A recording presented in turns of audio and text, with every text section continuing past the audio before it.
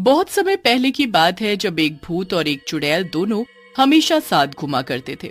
वो दोनों मरने से पहले पति पत्नी थे और दोनों की मौत दिवाली वाले दिन एक एक्सीडेंट में हो गई थी।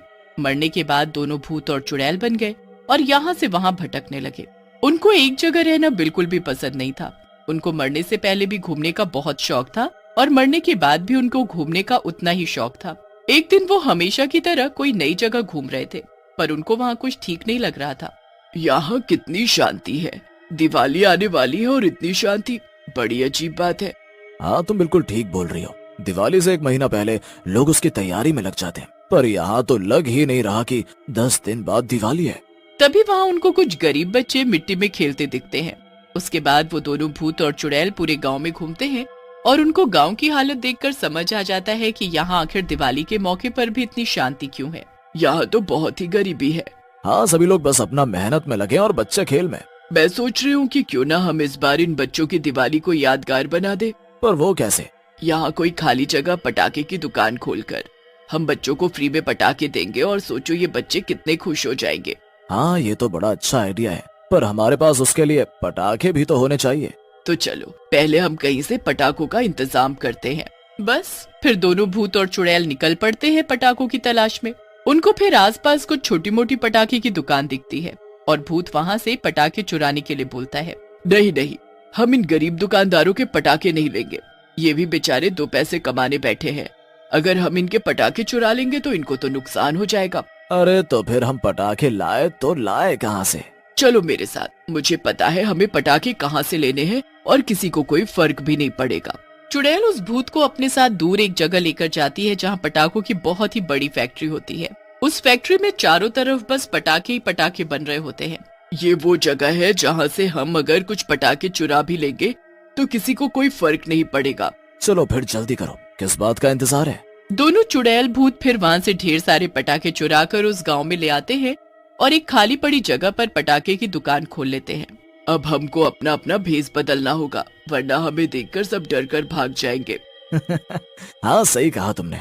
दोनों जादू से अपना अपना भेष बदल कर आम लोगों की तरह बन जाते हैं। उसके बाद वो दुकान में अच्छे से पटाखे सजाने लगते हैं और दुकान के बाहर एक बोर्ड भी लगा देते हैं जिस पर लिखा होता है पटाखे की दुकान। अब उनको ग्राहक के आने का इंतजार रहता है। धीरे धीरे करके अब वहाँ लोग आना शुरू हो जाते हैं और सबसे ज्यादा बच्चे। अरे भैया, ये हमारे गांव में पटाखे की दुकान कब खुल गई? अरे वाह, अब तो हम भी पटाखे खरीदेंगे और दिवाली मनाएंगे। हाँ चुन्नू, चल मम्मी से पैसे लेकर आते हैं। सब लोग दूर से ही पटाखे की दुकान देखते रहते हैं, पर किसी की भी हिम्मत उस दुकान पर जाने की नहीं होती। वहाँ सब लोग इतने गरीब होते हैं कि खाने को मिल जाए उनके लिए वही बहुत होता है। पटाखे खरीदना तो उनके लिए सपने से कम नहीं था। पर उनमें से चुन्नू और मीना अपने घर पटाखे के लिए पैसे लेने जाते हैं। जब वो अपनी माँ को पटाखे की दुकान के बारे में बताते हैं तो पहले तो उनकी माँ बड़ी हैरान होती है, पर फिर वो बच्चों को डांट कर भगा देती है कि उसके पास कोई पैसे नहीं है। बेचारे बच्चे उदास मुंह लेकर वापस उस पटाखे की दुकान के बाहर आकर खड़े हो जाते हैं और दूर से ही पटाखे देखकर खुश हो रहे होते हैं। अरे ये लोग तो दूर से ही देखे जा रहे हैं, आखिर ये दुकान पर आ क्यों नहीं रहे? अरे कैसे आएंगे, उनके पास पैसे नहीं होंगे ना पटाखे के लिए, तो फिर कैसे आएंगे? देखो, अगर हमने इनको मुफ्त में पटाखे बांटना शुरू कर दिया तो इन लोगों को हम पर शक हो जाएगा। तो हमें अब कुछ और ही सोचना पड़ेगा। हाँ, तुम बिल्कुल सही बोल रही हो। दोनों बहुत देर तक यही सोचते रहते हैं और फिर चुड़ैल को एक आइडिया आता है, क्यों ना हम एक खेल खेलें। हम गत्ते से गोल चक्र बनाते हैं और फिर उस पर हम एक जगह पटाखा और बाकी जगह पैसे पैसे लिख देंगे।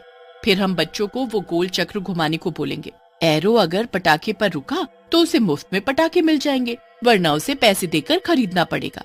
अरे पर बस एक जगह पटाखा लिखेंगे तो किसी की भी नजर उस पर कैसे रुकेगी?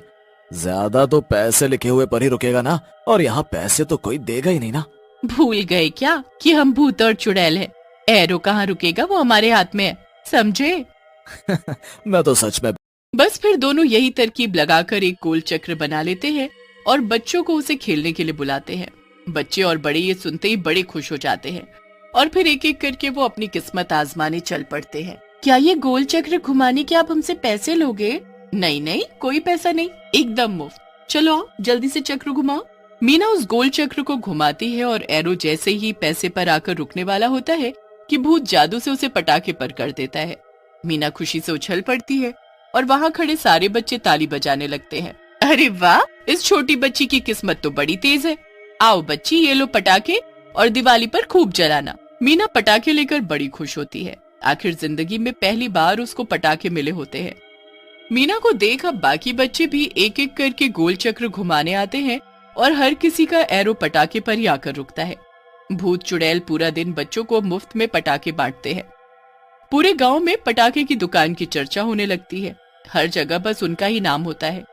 रात तक गांव के जाने कितने लोग गेम खेलकर मुफ्त के पटाखे जीत जाते हैं। उसके बाद भी लोगों का आना बंद नहीं हो रहा होता। अरे अब तो रात हो गई, हमें जाना चाहिए। हम इतनी देर रात तक अपना भेष बदल कर नहीं रह सकते। इनके सामने अगर हमारा असली भूत और चुड़ैल का रूप आ गया तो बहुत दिक्कत हो जाएगी। हाँ हाँ ठीक कहती हो तुम। मैं दुकान बंद करता हूँ और इनको कल आने को कहता हूँ। सब लोग भीड़ लगाकर खड़े होते हैं और फिर राजू उनको अगले दिन आने को बोलता है। देखिए बहुत रात हो गई है, अब हमको दुकान बंद करनी पड़ेगी। अब हम कल सुबह दुकान खोलेंगे, आप लोग कल आना। अरे भैया तो कल भी तो ऐसे ही गेम खिलाओगे ना? हाँ हाँ बिल्कुल, तुम सब चिंता मत करो और बस अब कल आना। ठीक है भैया, हम कल आते हैं। सबके जाने के बाद रामबती और राजू अपने भूत और चुड़ैल के रूप में आ जाते हैं। आज तो हमने काफी पटाखे बांट दिए, अब हमारे पास कल के लिए ज्यादा पटाखे नहीं बचे। तो कोई बात नहीं, हम फिर से उसी फैक्ट्री से कुछ पटाखे उठा लाते हैं। हमें बस इस बार गांव की दिवाली धूमधाम से मनवानी है। हाँ बस उस रात भी दोनों भूत और चुड़ैल उस फैक्ट्री से पटाखे उठाकर अपनी दुकान में लेकर रख लेते हैं। अगले दिन वो फिर से रामबती और राजू के भेष में आकर गांव वालों को खेल खेल में ढेरों पटाखे बांट देते हैं। हर रोज गांव वाले आकर खूब सारे पटाखे जीत कर ले जाते हैं और किसी को भी शक नहीं होता कि पटाखे की दुकान किसी भूत और चुड़ैल की है। ऐसे ही करते करते अब गांव के हर घर में पटाखे होते हैं और सबको दिवाली का बेसब्री से इंतजार रहता है। कुछ दिनों बाद दिवाली आ जाती है। बच्चे सुबह से पटाखे के डिब्बों पर नजर लगाए रहते हैं। हर घर में खुशियां ही खुशियां और दिवाली की तैयारी चल रही होती है। पहली बार गांव में दिवाली की रौनक देखने को मिल रही होती है। ये सब देख दुकान में बैठे रामबती और राजू बड़े ही खुश होते हैं। आखिरकार हमने वो कर दिखाया जो हम चाहते थे। अब हमें यहाँ से चलना चाहिए, हमारा काम हो गया। हाँ चलना तो चाहिए, पर मैं यहाँ रुककर इनकी दिवाली देखना चाहता हूँ। देखना चाहता हूँ कि इन बच्चों के चेहरे पर इन पटाखों को जलाकर कैसी खुशी आएगी। हाँ ये तो तुमने सही कहा, ये तो मैं भी देखना चाहूंगी। बस फिर शाम हो जाती है और हर घर में दिए जले होते हैं। बच्चे पूजा करने के बाद घरों के बाहर अपने अपने डिब्बे लेकर आते हैं। आओ आओ सब बच्चे आ जाओ, सब मिलकर पटाखे जलाएंगे, बड़ा मजा आएगा। सब बच्चे बाहर आ जाते हैं और अपने अपने पटाखे जलाने लगते हैं। हर तरफ पटाखे ही पटाखे जल रहे होते हैं और बच्चों के चिल्लाने की खुशी सुनाई पड़ रही होती है। हर तरफ बस खुशी ही खुशी होती है, जिसे देख रामबती और राजू के चेहरे पर भी मुस्कुराहट आ जाती है। ऐसी दिवाली तो मैंने पहली बार देखी है और सच में ये दिवाली मेरी सबसे अच्छी और यादगार दिवाली है। सच कहती हो तुम, ये दिवाली कुछ अलग ही है। दूसरों की खुशी में जो खुशी मिलती है उसका कोई जवाब नहीं। रामबती और राजू दूर खड़े सबको दिवाली मनाते देख ही रहे होते हैं कि तभी उनके पास गांव के कुछ लोग मिठाई लेकर आते हैं। आज तुम्हारी वजह से हमारे गांव में हम दिवाली मना पा रहे हैं। हमारे गांव के बच्चों ने तो कभी पटाखे देखे भी नहीं थे। सच में जो आपने किया वो कोई नहीं करता। कितने ढेरों पटाखे आपने मुफ्त में बांट दिए। अरे बस ये तो आप लोगों की खुशी के आगे कुछ भी नहीं है। तो बस फिर ये मिठाई हमारी तरफ से आप लोग स्वीकार कर लो तो हमें बड़ी खुशी होगी। राजू और रामबती वो मिठाई ले लेते हैं और बड़े खुश होते हैं। उसके बाद वो वहाँ से चले जाते हैं। पर हर साल वो उस गांव में अपनी पटाखे की दुकान खोलकर बच्चों को मुफ्त पटाखे बांटते। एक बार की बात है, दिल्ली नाम के शहर में रानी अपनी माँ रोहिणी और पिता प्रीतम के साथ रहती थी। एक दिन रानी रोहिणी से बोलती है, माँ क्या हम लोगों का कोई गांव नहीं है क्या? जब देखो हम यहीं पड़े रहते हैं। मेरी सारी सहेलियाँ छुट्टियों में गांव घूम कर आती हैं। इससे पहले रोहिणी कुछ बोलती, वहाँ प्रीतम आ जाता है और कहता है, क्यों नहीं बेटी, हम लोगों का भी गांव है और वहाँ पर हमारी जमीनें और मकान भी हैं। लेकिन तुम्हारे दादा और दादी की मौत के बाद हम कभी वहाँ नहीं गए। प्रीतम की बात सुनकर रानी बोलती है, तो पिताजी इस बार मुझे ले चलिए ना गांव। मुझे गांव देखना है और अपनी सारी सहेलियों को भी बताना है कि हमारा भी गांव है। रानी की बात मानकर प्रीतम गांव जाने की टिकट करा लेता है और फिर वो तीनों गांव के लिए ट्रेन में बैठकर चल पड़ते हैं। रानी ट्रेन में बैठकर बहुत खुश होती है। वाह माँ, मजा आ गया। ट्रेन इतनी अच्छी होती है, मुझे तो पता ही नहीं था। लेकिन रानी की ये खुशी ज्यादा देर तक नहीं रह पाई। थोड़ी ही देर में ट्रेन पर सामान बेचने वाले आने लगे और तरह तरह की आवाजें लगाने लगे। चने जोर गरम गरम ले लो बाबू, चने जोर गरम ले लो बाबू, चने जोर गरम, चने वाला आया, चने वाला। इन सब की आवाजें सुनकर रानी परेशान हो जाती है और रोहिणी से बोलती है, माँ ये सब क्या है और ये लोग कहाँ से आ गए हैं? इन्होंने तो ट्रेन में बैठना भी मुश्किल कर दिया है। कितना शोर है यहाँ। रानी की बात सुनकर रोहिणी और प्रीतम हंसने लग जाते हैं और कहते हैं, मेरी रानी बेटी, इतनी जल्दी गुस्सा नहीं होते। ये सब तो ट्रेन में होता रहता है, समझी? फिर रानी वहाँ से चली जाती है और ट्रेन के दरवाजे के पास चली जाती है। रात का समय था।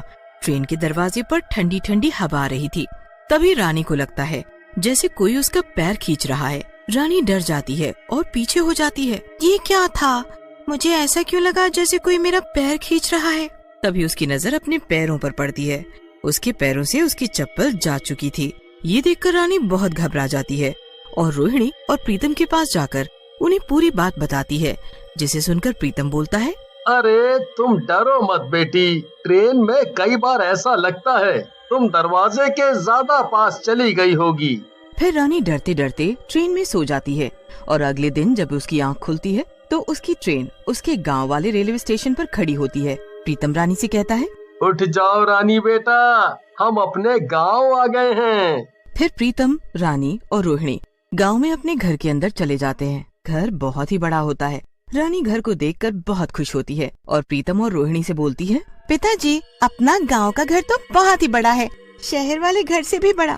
आप मुझे पहले क्यों यहाँ नहीं लाए? मैं अभी घर देखने जा रही हूँ। ऐसा कहकर रानी घर देखने के लिए चली जाती है। गांव का घर बहुत ही बड़ा होता है और उसमें कई कमरे होते हैं। रानी भी एक कमरे के अंदर जाती है। कमरा बहुत ही साफ सुथरा होता है। अरे वाह, कितना सुंदर कमरा है। मैं तो इसी कमरे में लेटूंगी, मजा आ जाएगा। अभी माँ और पापा को बताती हूँ। ऐसा कहकर रानी जैसे ही जाने के लिए मुड़ती है, उसे कमरे के बेड के नीचे कोई आवाज आती है। रानी कमरे के नीचे झांक कर देखती है तो उसे बेड के नीचे एक कंकाल दिखता है, जो उसे देखकर हंसने लगता है। रानी ये देखकर घबरा जाती है और जोर से चिल्लाती है। उसकी चीख की आवाज सुनकर प्रीतम और रोहिणी घबरा जाते हैं। अरे क्या हुआ? ये रानी इतनी जोर से क्यों चिल्लाई? लगता है इसने कोई जानवर देख लिया है। ऐसा कहकर रोहिणी और प्रीतम रानी के कमरे की तरफ भागते हैं। प्रीतम रानी के पास जाता है और बोलता है, क्या हुआ रानी बेटी? इतनी जोर से क्यों चिल्लाई? कोई जानवर देख लिया क्या? रानी घबराते हुए बेड की तरफ इशारा करने लगती है। प्रीतम और रोहिणी बेड के चारों तरफ और नीचे देखते हैं। रोहिणी रानी से बोलती है, अरे कुछ भी नहीं है यहाँ, क्यों घबरा रही हो? फिर रानी प्रीतम और रोहिणी को कंकाल वाली बात बताने लगती है। रानी की बात सुनकर प्रीतम हंसने लगता है और बोलता है, कंकाल। अरे रानी बेटी, तुम्हें कोई गलत फहमी हुई है। अरे ऐसा कुछ भी नहीं है, तुम डरावनी फिल्में कम देखा करो।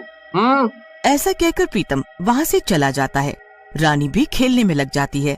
रात के समय जब रानी सो रही होती है, तभी उसे ऐसा लगता है कोई उसके बालों में हाथ फेर रहा है। रानी घबरा कर उठती है। उसके सामने 3 कंकाल खड़े होते हैं, जो जोर जोर से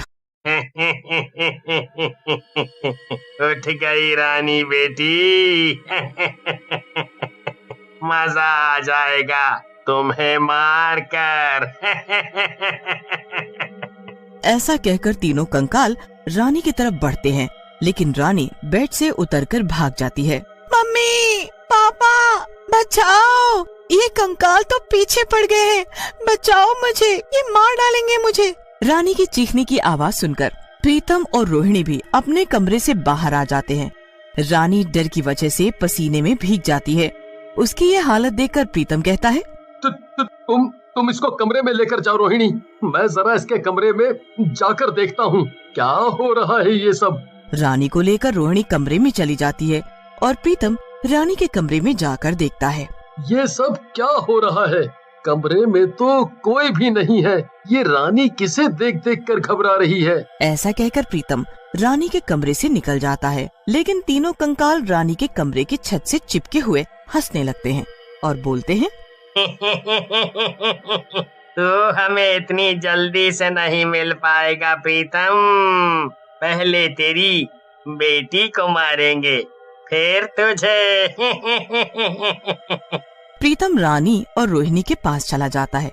रोहिणी प्रीतम से बोलती है, देखो जी, मुझे तो ये सब कोई भूत प्रेत का चक्कर लगता है। इससे पहले कोई और अनहोनी हो, या तो किसी तांत्रिक को बुला लो या फिर यहाँ से चलो। रोहिणी की बात मानकर अगली सुबह प्रीतम एक तांत्रिक को बुलाकर घर में लाता है। तांत्रिक घर में घूमते घूमते बोलता है, तुम इस जगह को जितनी जल्दी हो सके छोड़ दो, नहीं तो ये तुम्हारे परिवार के लिए खतरा साबित हो सकता है। इस जगह मुझे कुछ ठीक नहीं लग रहा, यहाँ कुछ तो गड़बड़ है। तांत्रिक की बात सुनकर रोहिणी बोलती है, जो कुछ भी हो सच सच बताओ, क्या गड़बड़ है। रोहिणी की बात सुनकर तांत्रिक बोलता है, इस मकान में 3 मौतें हुई हैं, जिन्हें जलाया गया था। उन्हीं की आत्मा यहाँ भटक रही है। जो भी इस घर में रहेगा वो आत्मा उसे मार डालेगी। इससे ज्यादा मैं कुछ नहीं बता सकता। उन आत्माओं से मैं भी नहीं लड़ सकता। ऐसा मत कहो बाबा, मैं और मेरे परिवार को बचा लो, कुछ भी करो। मैं इस मामले में कुछ नहीं कर सकता हूँ, ये सब मेरी पहुँच से दूर है। आप सब यहाँ से चले जाओ। मैं एक ताबीज दे रहा हूँ जो कि शायद आप लोगों की कुछ रक्षा कर सके। ऐसा कहकर तांत्रिक उन तीनों को ताबीज पहना देता है, लेकिन तभी वहाँ कंकाल आ जाते हैं और हंसते हुए बोलते हैं, तांत्रिक, तेरे इन ताबीजों से कुछ नहीं होगा। आज इन तीनों की मौत मेरे हाथों पक्की है। शुरुआत तेरे से ही करता हूँ। तुम तीनों यहाँ से भाग जाओ और अपनी जान बचाओ, नहीं तो ये तीनों राक्षस तुम्हें मार डालेंगे। कहाँ तक भागोगे तुम तीनों? आज तुम्हारी सबकी मौत हम तीनों के हाथों पक्की है। ऐसा कहकर कंकाल भी उनका पीछा करने लगते हैं। रानी, रोहिणी और प्रीतम भागते भागते एक ट्रेन पर चढ़ जाते हैं, लेकिन तभी वो ट्रेन झटका मारकर रुक जाती है। प्रीतम झांक कर देखता है तो ट्रेन के आगे वही तीनों कंकाल खड़े होते हैं। एक कंकाल उन तीनों के पास आता है और बोलता है, कहाँ तक भागेगा रे प्रीतम? बचपन में भी तू हम तीनों को मार कर भाग गया था और अब भी भाग रहा है। कंकाल के मुंह से बचपन की बात सुनकर रोहिणी कंकाल से बोलती है, ये कैसी बातें कर रहे हो तुम? ये तो कभी गांव में रहे ही नहीं। कंकाल फिर रोहिणी को सारी बात बता देता है, जिसे सुनकर रोहिणी गुस्से में बोलती है, ये तो इसने बहुत गलत किया तुम लोगों के साथ, लेकिन इसकी गलती की सजा मेरी बेटी को क्यों? उसकी तो कोई गलती नहीं है, उसे जाने दो, छोड़ दो उसे। रोहिणी की बात सुनकर कंकालों को रोहिणी और रानी पर दया आ जाती है और कंकाल बोलता है, ठीक है बहन, तुम और तुम्हारी बेटी यहाँ से चले जाओ, लेकिन इस दुष्ट को हम नहीं छोड़ेंगे। तुम जाओ यहाँ से। रोहिणी रानी को लेकर वहाँ से जाने लगती है। तभी प्रीतम बोलता है, मुझे छोड़कर मत जाओ, मुझसे गलती हो गई है रोहिणी, मुझे छोड़कर मत जाओ। और तीनों कंकाल प्रीतम को मार डालते हैं।